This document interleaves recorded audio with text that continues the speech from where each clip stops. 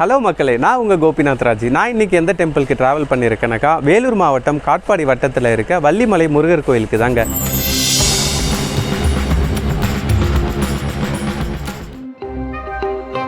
வள்ளிமலை வேலூர் மாவட்டம் காட்பாடி வட்டத்தில் இருக்கக்கூடிய இந்த வள்ளிமலை கோவிலுக்கு பல புராணங்கள் உண்டு. இந்த கோவிலில் இத்தனை அழகான படிக்கட்டுகளில் நம்ம மேலே ஏறி போனோம்னா சுப்பிரமணிய சுவாமியோட தரிசனம் கிடைக்கும். 2 பாறைகளுக்கு நடுவில் அருவி மாதிரி ஓடி வரக்கூடிய இந்த படிக்கட்டுகளோட அமைப்பே சொல்லும் இந்த கோவிலுடைய புராணத்தை. வள்ளிமலை சுப்பிரமணிய சுவாமியை தரிசனம் பண்றதுக்கு முன்னாடி இந்த வள்ளிமலையோட புராணத்தை நம்ம தெரிஞ்சுக்கலாம். வள்ளி பிறந்து வளர்ந்து முருகனை நோக்கி தவம் செய்து முருகனையே திருமணம் செய்த இடம்தான் இந்த வள்ளிமலை. இங்கேயே பிறந்து வளர்ந்த வள்ளிக்கு முருகனை திருமணம் செய்துக்கணும் அப்படிங்கிறதுக்காக நீண்ட நெடுங்காலம் தவம் பண்றாங்க. வள்ளியோட தவத்தை தெரிஞ்சுக்கிட்ட முருகப்பெருமான் இங்கே வர்றார். அப்படி முருகனுடைய காலடிப்பட்ட இடம்தான் இந்த அழகிய வள்ளிமலை.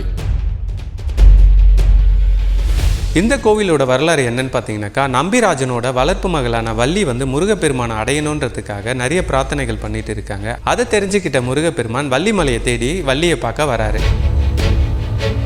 இங்க வந்த முருகப்பெருமான் பல்வேறு வேஷங்கள்ல வள்ளிக்கு விளையாட்டு காண்பிக்கிறார். தன் அண்ணன் விநாயகனுடைய துணையுடன் இறுதியில் வள்ளியை திருமணம் செய்கிறார். அந்த திருமண வைபவம் நடந்த புனிதமான மலையும் இந்த வள்ளிமலைதான்.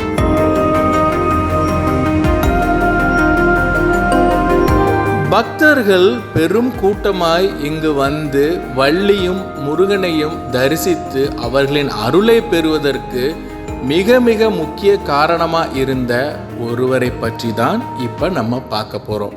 அவருடைய அந்த ஆசிரமத்துக்கு தான் நாம போய்கிட்டு இருக்கோம்.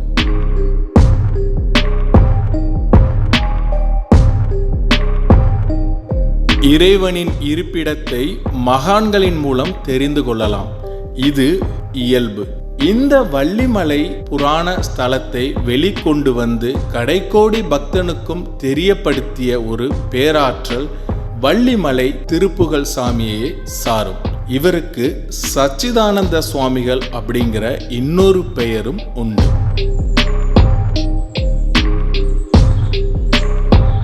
நான் நிறைய மலைக்கோயில் போயிருக்கேங்க. ஆனால் இந்த மலைக்கோயில் எனக்கு ஒரு டிஃப்ரெண்ட்டான எக்ஸ்பீரியன்ஸை கொடுக்குது. எவ்வளோ அட்வென்ச்சராக நான் எந்த ஒரு மலையிலையும் முருகப்பெருமானை பார்த்ததில்லை. இப்போ நான் போயிட்டு இருக்கிறது ஒரு ஆசிரமம் போகிறதுக்கான வழி. நீங்கள் இதுக்கு முன்னாடி இந்த வழியாக வந்திருக்கீங்களா, இல்லை இந்த கோவிலை பற்றி உங்களுக்கு என்ன சுவாரஸ்யமான விஷயம் தெரியுன்றதை கமெண்ட்டில் சொல்லுங்கள். ஒரு காட்டுக்குள்ளே போகிற மாதிரி இருக்குது. காட்டுக்கு நடுவில் ஒரு ஆலமரம், டிஃப்ரெண்ட்டான மரங்கள், பாறைகள்லாம் இருக்கும்போது ஒரு ஸ்பெஷலான அட்வென்ச்சராக இருக்குது எனக்கு. கண்டிப்பாக ஒரு 5 மணிக்குள்ளே கீழே இறங்கிடுற மாதிரி பிளான் பண்ணிக்கோங்க. இந்த வள்ளிமலையில் இதே மாதிரி பல புராணங்களை நம்ம பார்க்க முடியும். ரொம்பவும் அழகான மனதுக்கு இதமான ஒரு சூழல் தான் இந்த வள்ளிமலையில் இன்றளவும் இருக்குது. இங்கே முருகனுக்கும் வள்ளிக்கும் காதல் வந்தது அப்படிங்கிறது ஆச்சரியப்படக்கூடிய விஷயமே இல்லை. ஏன்னா இந்த வள்ளிமலையோடைய தோற்றம் அப்படி.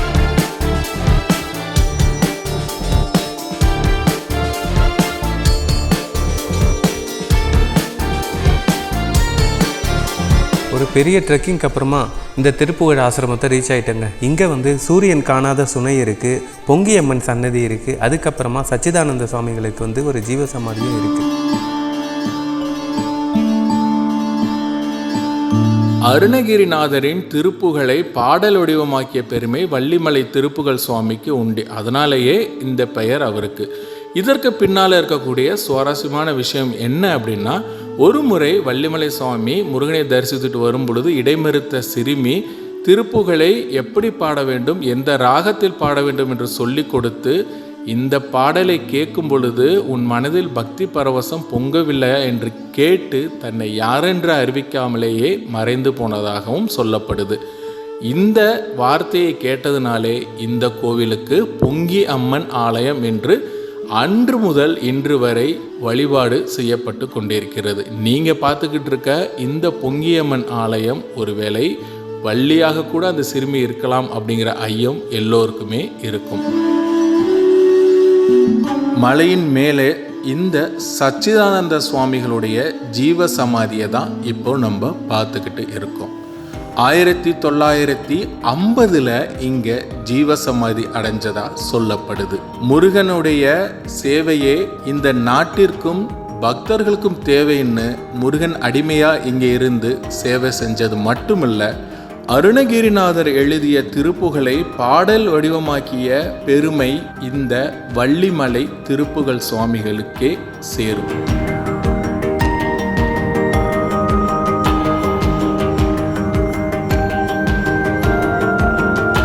வள்ளியை பார்த்த முருகப்பெருமான் இதே மலையில் வந்து ஒரு மரமாக தோன்றுகிறாரு. அதுக்கப்புறமா வந்து வள்ளிக்கு வந்து காட்சி அளிக்கிறாரு. வள்ளியோட முருகப்பெருமான் இருக்கிறத தெரிஞ்சுக்கிட்ட அங்கே இருக்க வேடர்கள் வந்து முருகப்பெருமானை தாக்குறாங்க. இதனால் கோபமடைஞ்ச முருகப்பெருமான் அந்த வேடர்களை வந்து அழிச்சிடுறாங்க. அதுக்கப்புறமா வள்ளியோட கோரிக்கையை ஏற்று அங்கே இருக்க வேடர்களுக்கு உயிர் பெறத்துக்கு வரமும் அளிக்கிறாரு. இப்போ நீங்க பார்த்துக்கிட்டு இருக்கிறது யானைப்பாறை. விநாயக பெருமான் வள்ளியை ஏமாற்ற தன் தம்பியுடன் யானையாக வந்த ஒரு தடம் தான் இந்த யானை பாறை. இதுவும் புராணங்களின்படியே சொல்லப்படுது. இந்த யானைப்பாறை பக்கத்தில் 2 விநாயகர்கள் வச்சிருக்காங்க. யானைப்பாறைக்கு தினமும் பூஜை நடக்குது அப்படிங்கிறது ஒரு ஆச்சரியமான விஷயம். இந்த வள்ளிமலை இன்னும் என்னென்ன ரகசியங்களை வச்சிருக்கு அப்படின்றத நம்ம தொடர்ந்து பார்ப்போம்.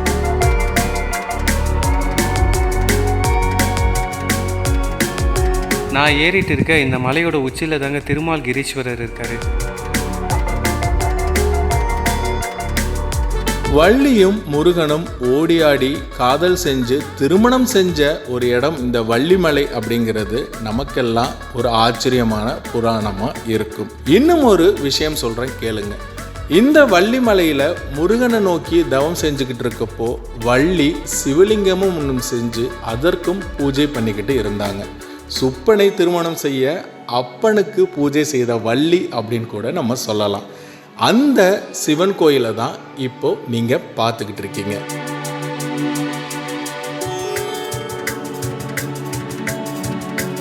இந்த சிவன் கோயிலுக்கு திருமால்கிரீஸ்வரர் அப்படிங்கிற ஒரு பெயரும் உண்டு.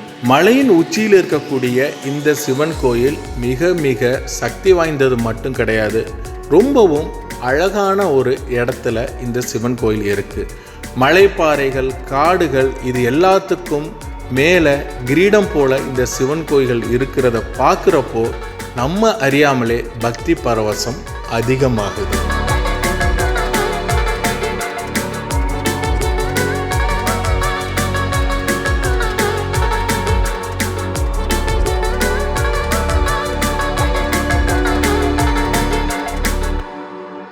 இந்த திருமால்புரீஸ்வரர் கோவிலை தரிசனம் பண்ணதுக்கு அப்புறமா ஒரு விஷயம் நமக்கு ஞாபகம் வந்தது.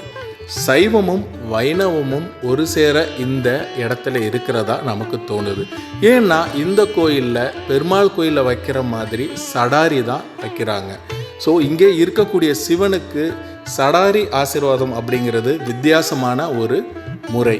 இந்த வள்ளிமலை இதுபோல எண்ணற்ற ஏகப்பட்ட ஆச்சரியங்களை நமக்குள்ள கொண்டு வந்து சேர்க்குது. குன்று இருக்கும் இடமெல்லாம் குமரன் இருக்கும் இடம் அப்படின்னு சொல்லுவோம். இந்த வள்ளிமலையை பொறுத்த வரைக்கும் முருகன் மட்டுமல்ல, அவருடைய அப்பனான சிவனும் இங்கே அருள் பாலிக்கிறார் அப்படிங்கிறதே மிக மிக ஆச்சரியமான ஒரு விஷயம். இந்த வள்ளிமலையை பொறுத்த வரைக்கும் மாசி மாத திருவிழா அப்படிங்கிறது மிக மிக பிரபலமான ஒன்று.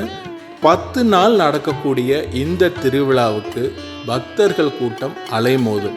அது மட்டும் கிடையாது, வேண்டிய வரத்தை கேட்ட உடனே தரக்கூடிய சிவனும், வேண்டிய வரத்தை வேண்டும் முன்பே தரக்கூடிய முருகனும் இந்த வள்ளிமலையில் இருக்கிறதுனால பக்தர்கள் இந்த மலைக்கு வருவது கொஞ்சம் கூட குறையல, இன்னமும் அதிகரிச்சுக்கிட்டே தான் இருக்குன்னு சொல்லணும். வள்ளிமலையை பற்றி நிறைய சுவாரஸ்யமான விஷயங்கள்லாம் இந்த வீடியோவில் பார்த்து தெரிஞ்சுட்டு இருப்பீங்கன்னு நம்புகிறேன். உங்களுக்கு தெரிஞ்ச வேறு ஏதாவது விஷயம் இருந்தால் கண்டிப்பாக கமெண்ட்டில் சொல்லுங்கள். இது போல் வேறு ஒரு கோயிலில் உங்களை சந்திக்கிறேன். அது வரைக்கும் உங்களிடமிருந்து விடைபெறுவது உங்கள் கோபிநாத் ராஜி. பாய்.